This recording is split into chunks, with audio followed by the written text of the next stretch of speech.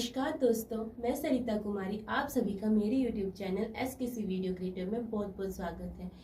तो आज मैं आपको MA हिंदी के प्रथम सेमेस्टर की पुस्तक मध्यकालीन काव्य के महत्वपूर्ण प्रश्न बताऊंगी। तो ऐसी और एजुकेशनल वीडियोस के लिए मेरे चैनल को सब्सक्राइब कर लें और उसके साथ जो बेल नोटिफिकेशन आइकन है उसको प्रेस करके मेरी आने वाली वीडियोस की नोटिफिकेशन को एक्टिव कर लें। यदि आपको मेरा वीडियो पसंद आता है तो वीडियो को लाइक व शेयर करना ना भूलें। तो इसके महत्वपूर्ण प्रश्न इस प्रकार हैं।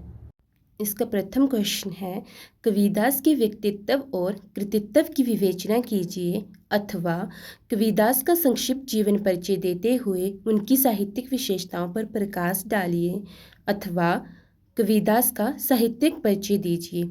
इसका अगला प्रश्न है, कविदास की सामाजिक विचारधारा का परिचय दीजिए अथवा कबीर एक समाज सुधारक थे, इस कथन की समीक्षा कीजिए अथवा कबीर की सामाजिक चेतना पर विस्तार से विवेचन कीजिए। इसका अगला प्रश्न है, कबीर के दार्शनिक विचारों पर प्रकाश डालिए अथवा कबीर की दार्शनिक चेतना की व्याख्या कीजिए अथवा कबीर के जीवन दर्शन पर विचार करते हुए उनके काव्य की दार्शनिक भूमि स्पष्ट कीजिए।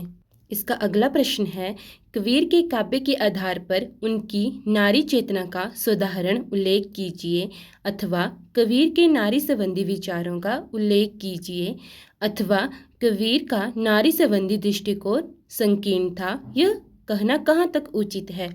इसका अगला प्रश्न है, कबीर के भाषा सौंदर्य पर नाती दीर्घ निबंध लिखिए अथवा कबीर की भाषा पर संक्षिप्त टिप्पणी लिखिए। इसका अगला प्रश्न है, सूरदास के व्यक्तित्व एवं कृतित्व की विवेचना कीजिए अथवा सूरदास का संक्षिप्त जीवन परिचय देते हुए उनकी साहित्यिक विशेषताओं पर प्रकाश डालिए अथवा सूरदास का साहित्यिक परिचय दीजिए। इसका अगला प्रश्न है, सूरदास की भक्ति साधना की विवेचना कीजिए अथवा सूरदास की भक्ति साधना पर एक सारगर्भित निबंध लिखिए।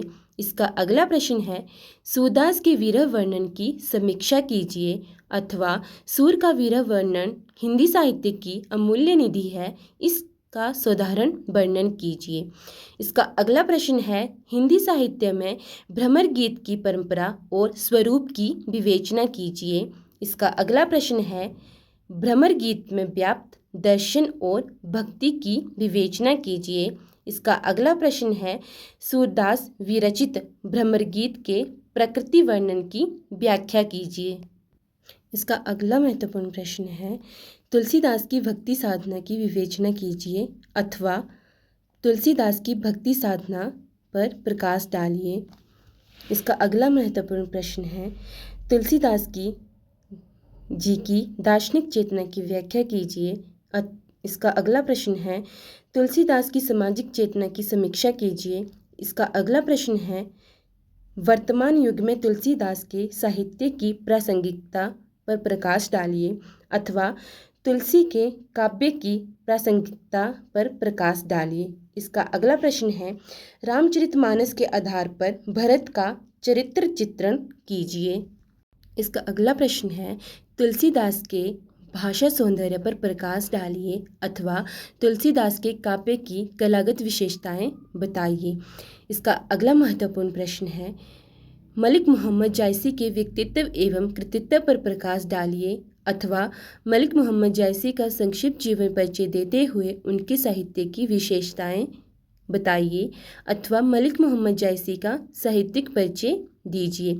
इसका अगला प्रश्न है, प्रेमाख्यान से क्या अभिप्राय है। प्रेमाख्यान परंपरा में जायसी द्वारा रचित पद्मावत का स्थान निर्धारित कीजिए अथवा हिंदी साहित्य की प्रेमाख्यानक काव्य धाराओं में जायसी की विशिष्टता की विवेचना कीजिए अथवा हिंदी सूफी प्रेमाख्यानक काव्य परंपरा में जायसी के पद्मावत की विशिष्टता रेखांकित कीजिए। इसका अगला महत्वपूर्ण प्रश्न है, जायसी के प्रकृति वर्णन का विवेचन कीजिए अथवा पद्मावत के आधार पर जायसी के प्रकृति चित्रण की समीक्षा कीजिए। इसका अगला प्रश्न है, जायसी के रहस्यवाद की प्रमुख विशेषताओं पर प्रकाश डालिए अथवा जायसी की रहस्यवादी चेतना पर सविस्तार विचार कीजिए। इसका अगला प्रश्न है, नागमती के विरह वर्णन की विवेचना कीजिए अथवा नागमती का विरह वर्णन हिंदी साहित्य की अमूल्य निधि है, इस कथन से आप कहाँ तक सहमत हैं? तर्क संगत उत्तर दीजिए अथवा नागमती के विरह वर्णन की विशेषताएं रेखांकित कीजिए। इसका अगला प्रश्न है, जायसी के काव्य के आधार पर उनके भाषा सौंदर्य की विवेचना कीजिए अथवा जायसी की काव्य भाषा संबंधित विशेषताओं पर प्रकाश डालिए अथवा जायसी के अभिव्यंजना शिल्प पर साधारण प्रकाश डालिए। आपको मेरा वीडियो कैसा लगा कमेंट बॉक्स में ज़रूर लिखें। यदि आपको मेरा वीडियो पसंद आया है तो इसको लाइक व शेयर करना ना भूलें। Thanks for watching.